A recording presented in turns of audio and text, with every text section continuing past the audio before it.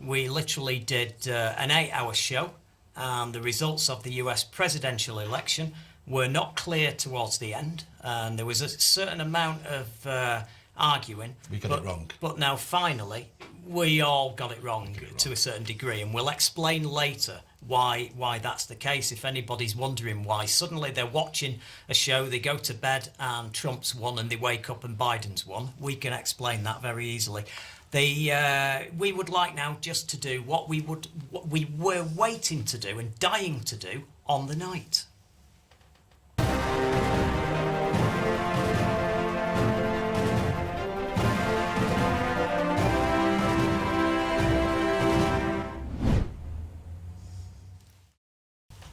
And welcome, Tom.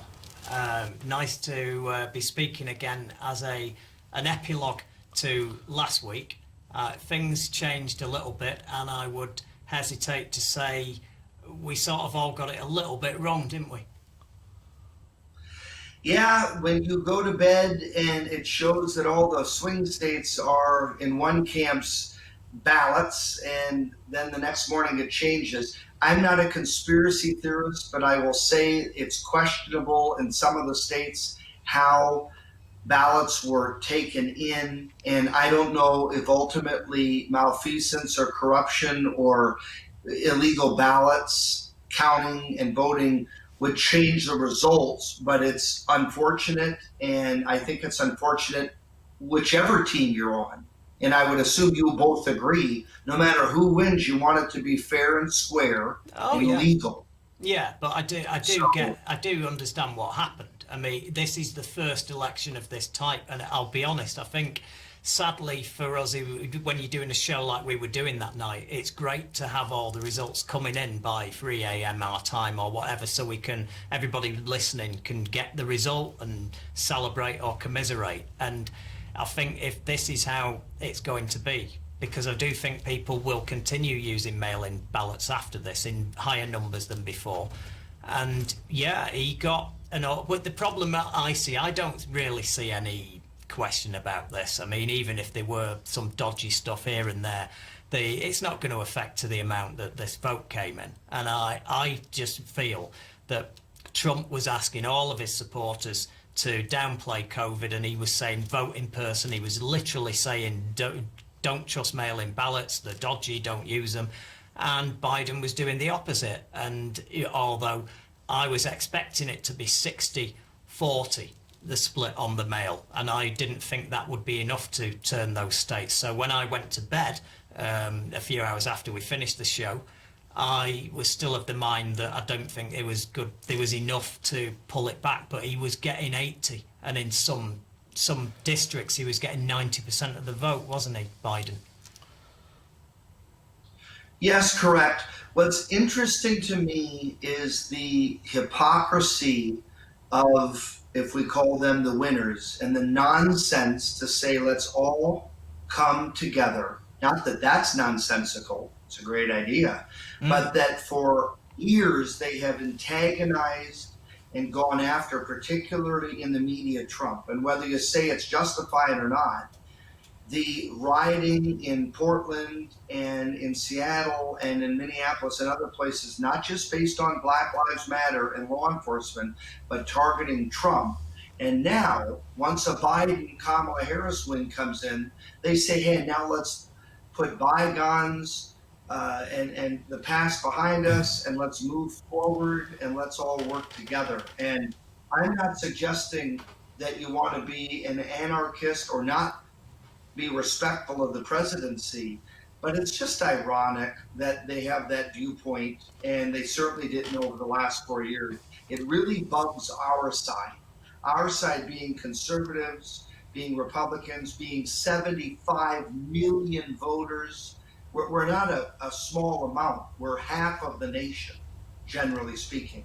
And I'm one that gets along and moves forward and will respect the presidency, but it does frustrate me, the hypocrisy that we've watched, especially in the last week, where they say, there's the roads, let's just get along and support Biden and Kamala Harris now and not look back.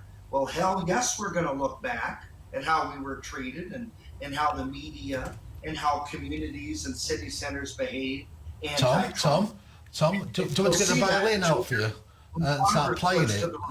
I'll start playing the violin for you, Tom. Even Fox News changed their tune. Mr. Murdoch thought, Trump, I've had enough, let's change it. But you sound like please, I mean, I love you as a person, but you sound like a 10-year-old whinging. My goodness. But how do I sound that way when, and I hope your listeners concur to some degree, that for 4 years, the Trump administration has been antagonized, has been very given. You guys have given credit to him. I compliment both of you, but I think the mainstream media has. Okay. Are the mainstream media right now, Tom? And mainstream media, how is he behaving right now? All of Europe have contacted Biden and said, "Congratulations, you've won.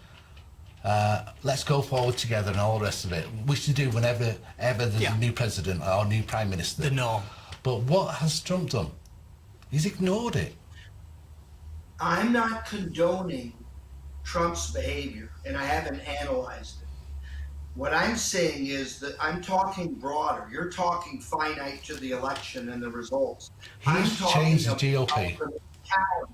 I'm talking about the mentality, which is, hey, conservatives, we're blacks or we're gays or we're inner cities, and we hate your guts. We can't wait till Trump's gone. Wait, Joe Biden and Kamala Harris won? I don't think it's against Republicans as much. It's not as much against Republicans as it is against Trump. And you've got to understand that Black Lives Matter, they're still going to be protesting, because I can tell you now, I stand by every word I said when I was having my minor meltdown when we were closing the show the other night, because I think the Democrats have done a terrible job. And they are right now, rewriting the whole thing. And the Democrats are saying, well, we'd have won even bigger if we weren't involved with Black Lives Matter and we weren't leaning to the left so much. It's absolute piddle.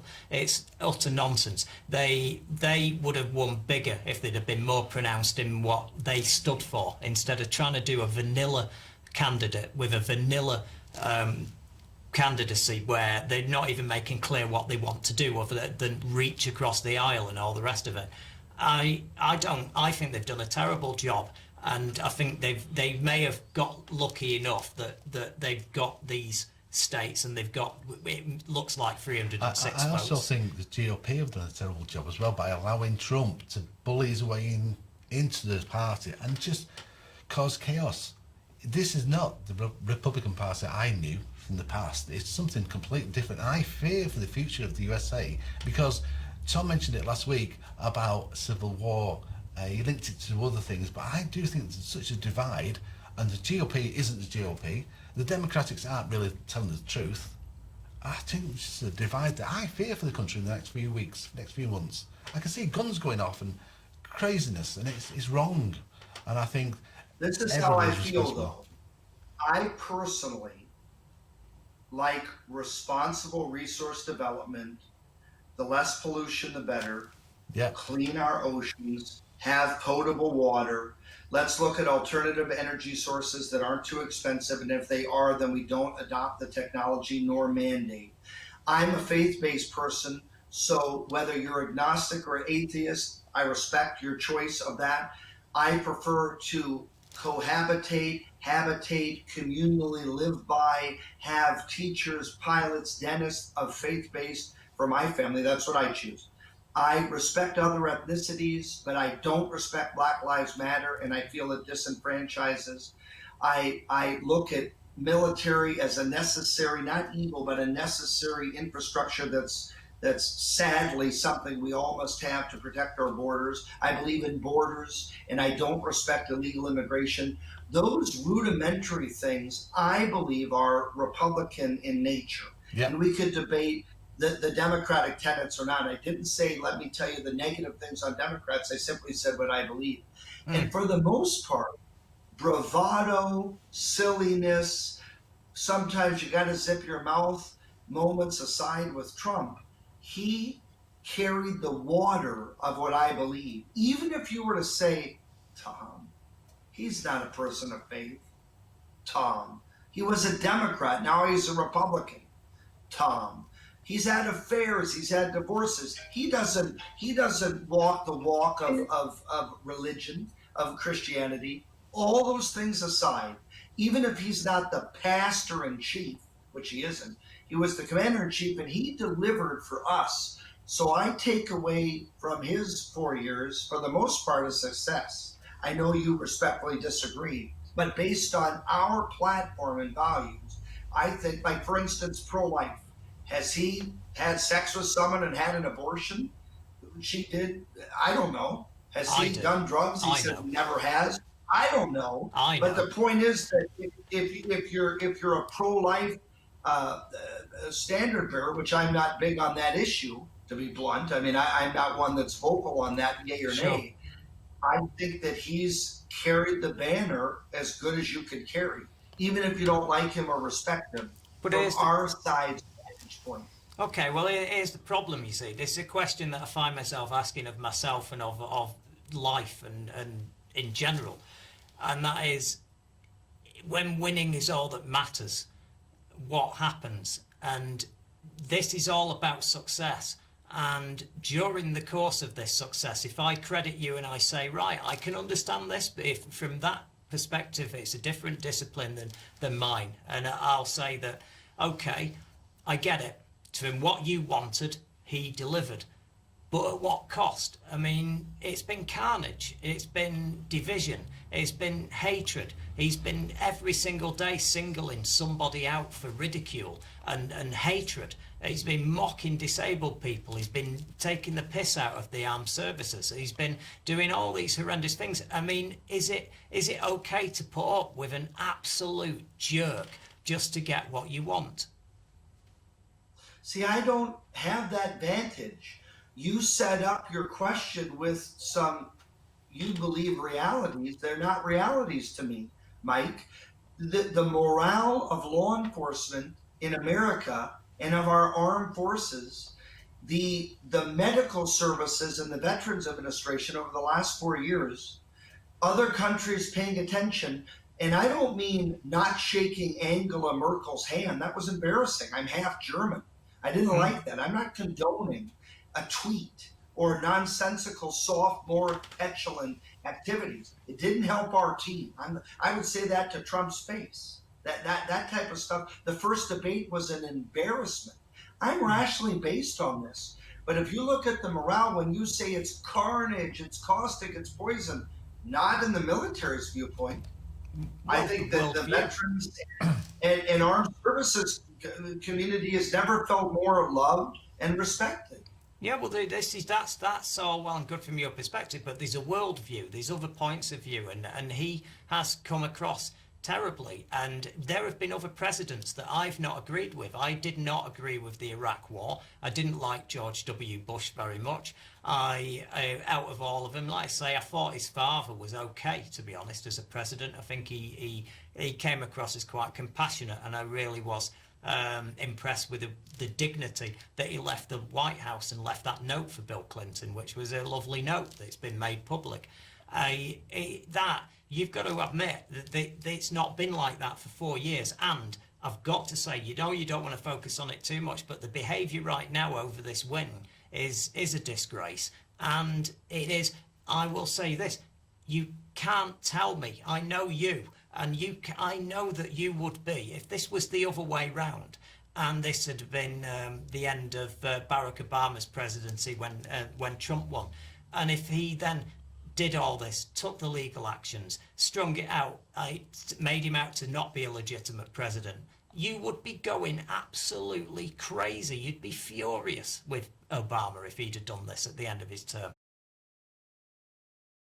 Thank you for watching. I'm impressed. You've passed the IQ test and got this far, so let's press that button to do the last thing that helps us. It's got subscribe on it, you can't miss it, and please ring the bell for notifications of future videos.